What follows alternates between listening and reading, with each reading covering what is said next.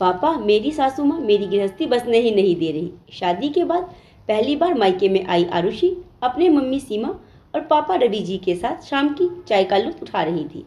सामने टीवी पर चल रहे सीरियल को देखकर अचानक ही आरुषि बोली, सच मम्मी, मुझे तो आज तक यह समझ में नहीं आता कि आखिर यह सास बहू का झगड़ा क्यों होता है। अरे अपने बेटे के लिए हर सास स्वयं ही तो लड़की पसंद करती है, लेकिन जब वह लड़की बहू बनकर घर आ जाती है फिर वह अच्छी नहीं लगती। सभी सासू माँ ऐसी ही होती है। क्यों, कुछ हुआ है क्या बेटा? वहाँ सब ठीक तो है ना? क्या ठीक और क्या ना ठीक मम्मी, ये टीवी सीरियल में जैसा दिखाते हैं ना ठीक ही होता है। मेरी सासू माँ जब देखो तब मुंह फुलाकर बैठ जाती है। मैं जय के साथ कुछ समय क्या बिताने की कोशिश भर करूं, बस उन्हें बर्दाश्त नहीं होता।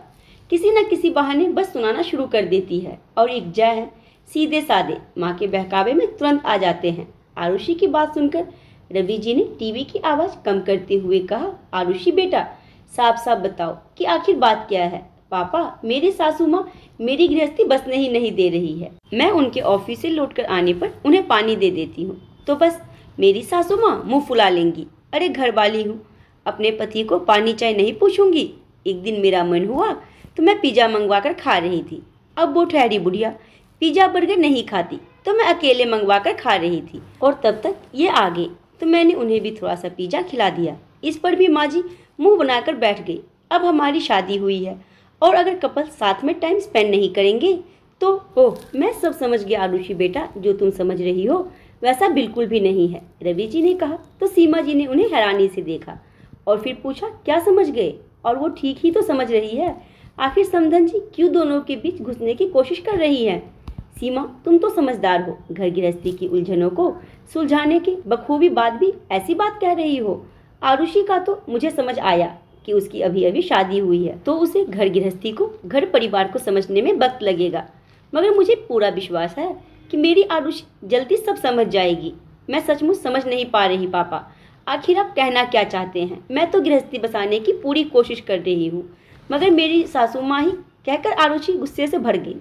आरुषि कहते हुए रवि जी उसके पास पहुँचे और उसके मुंह को ऊपर करते हुए बोले, देखो बेटा, ये सब नजरिए का खेल है। इसे ऐसे समझो मानो एक माली ने एक पौधे की जी जान से देखभाल की और जब वह पौधा एक वृक्ष बन गया और फलने फूलने लगा तब अचानक एक अनजान नया माली आया और उसने झपट्टा मारकर उस वृक्ष पर अपना कब्जा कर लिया। अब बताओ भला पुराने माली को यह नए वाला माली कैसे पसंद आ सकता है? रवि जी की पहेली नुमा बात सुनकर आरुषि अंगेज नजरे लिए उनसे बोली, क्या मतलब पापा, मैं समझ नहीं पा रही। मेरी बच्ची, शादी से पहले उस घर परिवार में केवल दामाद जी और उनकी माँ यानी समधन जी ही थे। दोनों एक दूसरे की परेशानी, एक दूसरे की पसंद नापसंद, जरूरतों का ख्याल रखते थे, मगर अब तुम वहाँ उस परिवार का हिस्सा बन गई हो। ऐसे में एक माँ के द्वारा किए गए अपने बेटे को दुलार की तरह, एक फिक्र की तरह चाय पानी देना भाता होगा। ये स्वाभाविक है और हो सकता है दोनों एक साथ खाते भी हो, मगर बेटा अब तुम उनके बीच में हो। तुम्हारी अपने पति के लिए दैनिक चर्या उनके प्यार के बीच में आ गई और शायद यही वजह है कि वो तुम्हारे साथ कुछ रूखा व्यवहार कर रही है। मैं समझ गई पापा, मगर उन्हें भी तो समझना चाहिए ना कि अब उनके बेटे की शादी हो चुकी है और उसकी एक पत्नी भी है। वो भी जल्दी समझ जाएंगी बेटा, और इसके लिए तुम्हें ही पहल करनी होगी। बेटा, दो लोगों के बीच तालमेल बैठाने से सब समस्या खत्म हो जाती है। देखो, अब से अपने पति के लौटने पर पानी तुम लेकर आओ, मगर उसे एक माँ के हाथ से उसके बेटे को दिलवाओ। जब भी बाहर से कुछ मंगवाओ तो एक बुजुर्ग माँ की इच्छा का मान करते हुए मंगवाओ। तुम देखोगी वो तुम्हें कभी भी किसी भी चीज़ के लिए मना नहीं करेंगी, बल्कि स्वयं सामने से मंगवा कर देंगी। बेटा, ये जो उम्र होती है ना बुढ़ापे की, इसमें इंसान सिर्फ अपनापन और वक्त चाहता है और कुछ सम्मान, इसके अलावा और कुछ नहीं। आरुषि का चेहरा अब खुशी से खिल उठा था। वापिस ससुराल जाकर उसने अपने पिता की बातों पर अमल किया और जल्द ही उसका और उसकी सासू माँ के बीच एक माँ बेटी जैसा रिश्ता बन गया।